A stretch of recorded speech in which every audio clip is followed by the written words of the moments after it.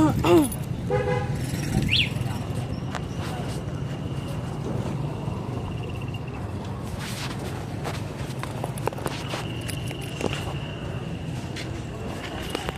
po. Ano mo na rin? Ay, pa. Schedule niya ako na Vietnamese.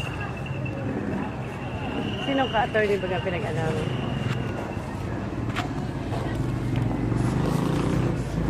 Attorney Fatima. Kasi wala nga siya dito. Kaya Fatima. Ano ba pinag Marsan.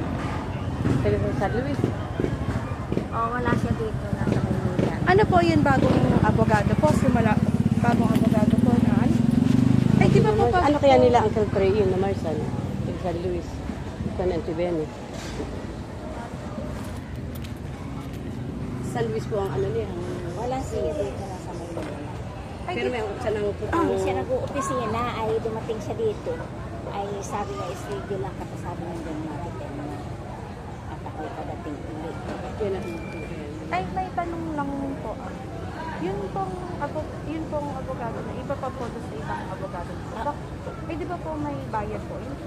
Ay, Ay, ba't nakakapagbayad po kayo kung sasabihin ko po? ano naman sa tingin mo? Ano pong sa tingin ko? Eh nga po yun, bakit nga po doon?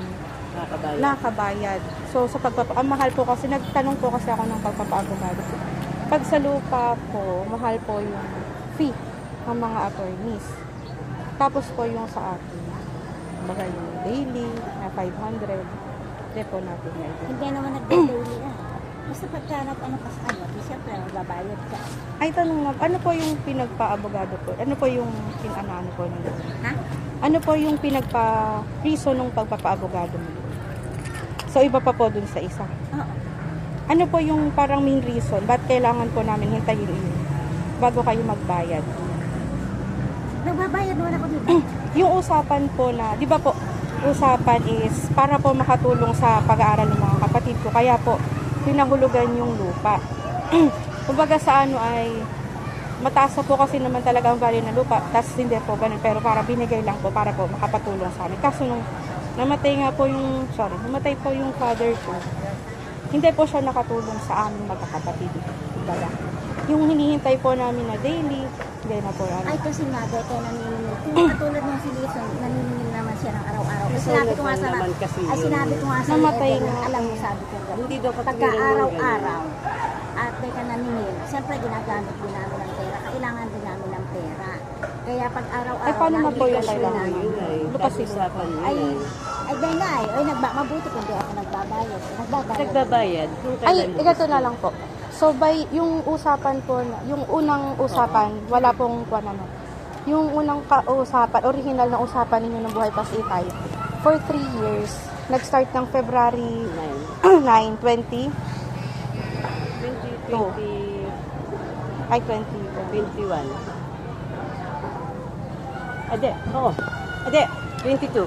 23, 24, 25. Ah, 22. Kaya 2025 February. Di February 10, 2025, makakasiguro po kami na buo na po yun by that Basta time. ako, pagka ako may pera, itatawag ko sa iyo. Hindi po, yung ano lang po, Yung sa by due within 3 years po na kasunduan, kompleto na po. Kasi po, sabi ko nga, okay, sige, pwede naman pong hindi nakakapag-daily pero nakapagbayad. Halimbawa, after 1 month, ano po, dapat buo po yun pag kinuha namin, ay hindi rin naman po, kumbaga ilan lang ang bibigay. Para pong medyo malayo siya sa katotohanan na pag February, yung due date po ng Ay, February. hindi nga ay dahil na kailangan nangangailangan din kami ng pera. Kaya lang, pagka ano, siyempre itinatabi naman niya sa iyo. Ay, Pero kung hindi maitabi, siyempre nagagamit Ganito din pa namin. po. Ganito po, yun ano po. Para po kasing lalabas is pahingi na po ang lupa. Kung Ay, dumating hindi, po ang hindi pa February. yun dahil nagbabayad naman ako, nagbayad naman ako. Ganito na lang po. Since ang original na usapan, basta di po kami sisira, ano po, February 9, 2025, due date po yun. Kapag ka po wala, nasa amin naman po yung titulo ng lupa. Kasi po, nasa abroad na po yung jowa ng kapatid Yung ko anak siya. mo, nakalis na kaya sila Ano po talaga. siya, nagpapasada ng lupa. Bebenta po namin sa mas malaking halaga. Ang una pong quote namin 1.1, pero pag February pwede tumaas, sabi namin, depende sa willing po siyang bayaran ng buo. Tumataas po kasi ang value ng Ay, lupa. wala ako ano sa inyo. Basta kayo, bahala kayo. Pero ako nakastable ako, na ako yung nagbabayad. O hindi nga po yung Hindi, pagbaba. ay usapan, Telma. At ganito po yun, kung sa paglo-loan po, ano po, sa paglo-loan sa bank, may due po lahat. Ngayon, hindi naman po yan parang, kasi pwede po akong kumuha ng lupa, kunin ko nga yung lupa mo, bayaran ko lang kung kailan ko gustong bayaran. Ay di, basta nakakabayad ako. Ano naman papayag ang abogado ng gano'n?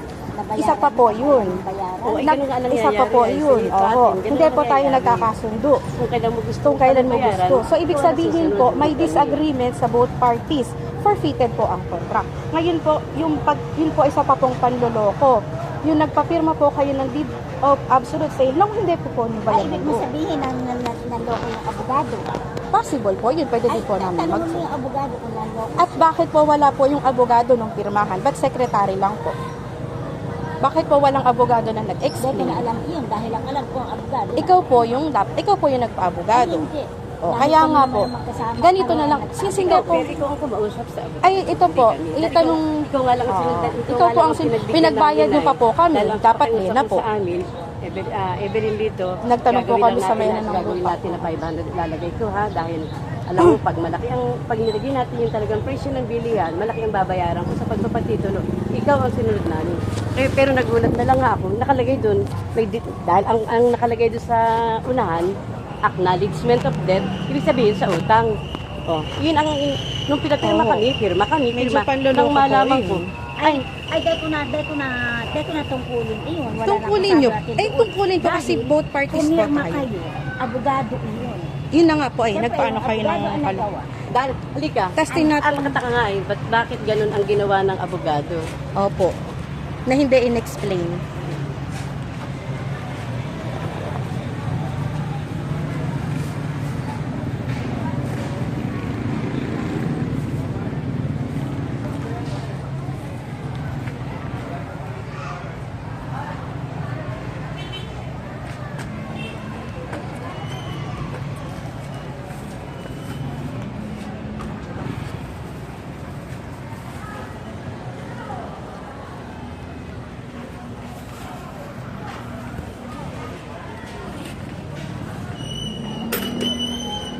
Pero, baga, ano ko lang, dahil ang abogado, siyempre alam niya, no, eh di bagat anak, ikaw din naman, Telma, siyempre nag-aral ka rin, ano, alam mo ano ibig sabihin ng absolute deed of sale. Ibig sabihin noon, binayaran mo ng buo dun sa seller.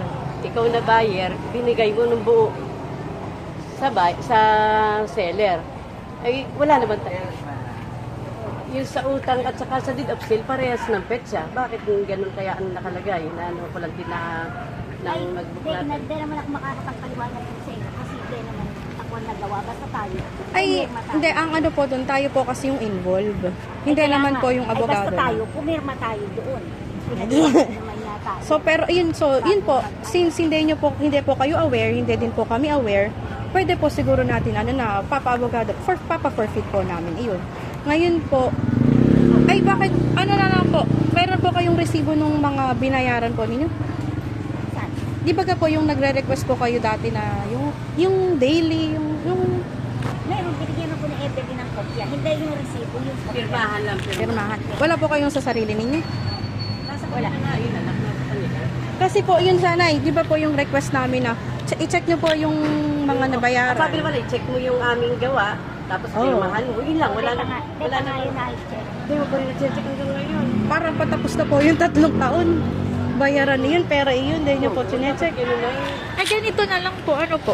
Kapag po kasi hindi nagkasundo, hindi na, ipapaano lang po namin, kasi sabi po ay, para baka kasi maano kami na, ipapabarangay lang po. Hindi po yung away na kumana, pabarangay lang po namin na, kasulatan lang ng ng napagkasunduan po talaga. Ganun po.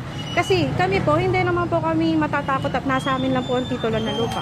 Ngayon, kung hindi po magkasundo, Hindi mo naman pinipirmahan. kayo na lang po ang bahalang matano. Hindi naman po kami nababother at sa amin naman po ang titulo ay. Kumbaga, ang Ano po? kinukulan namin, yung lang sabi ko yan yung sa verbal na usapan natin na yung sa halaga, ayaw mo rin pirmahan. Para Ibigay medyo ng anak lugi po ko. kasi kami. Eh ngayon po, may nabili ng lupa sa amin, babayaran ng buo. Kami po, di na po kami natatakot. Ngayon kung magpapaabogaduhan po, makakakuha naman kami ng pera. Eh di, Kung total hindi pa rin naman ni Telma pinipirmahan, pwede tayo mag-ano na muna, pwede mag-schedule kami sa barangay, kumbaga mag-ano tayo. Aba, ay, wala. At Hindi, kami, kumbaga, Oo, para lang kami, po. karapatan namin. Dahil, Hindi, para i-clear lang po tayo na hindi po kasi pamigay ang lupa ay, kumbaga. Agay ko naman hinihingi sa inyo. Kaya nga po, ay Kaya kahit lang, po ba. sasabihin mo, nagbabayad ka. Mm-mm. Kahit Ikaw po ang sa bangko. nasusunod. Kung kailan ko gusto, bahala ka.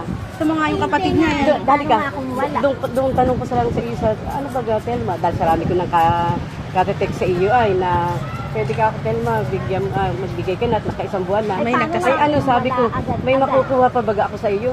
Ay ikaw, bahala ka kung nasa sa iyo lang yan. Kung ganun. Kumbaga, tama baga yung sagot na Ay ganun? hindi, kasi sabi ko nga sa inyo, ako naman, nagbabayad ako kahit sinong katingin ninyo.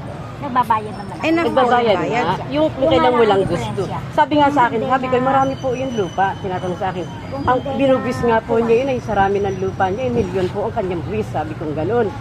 Oh, ay marami naman pala lupa. Dalawa po ang pwesto sa tindahan. Ang napakabenta pa po nung kanilang nyugan at talagang naman nakapila po ang mga bumibili roon. Sabi ko talagang lalo na kung occasionally ka, kung ganun.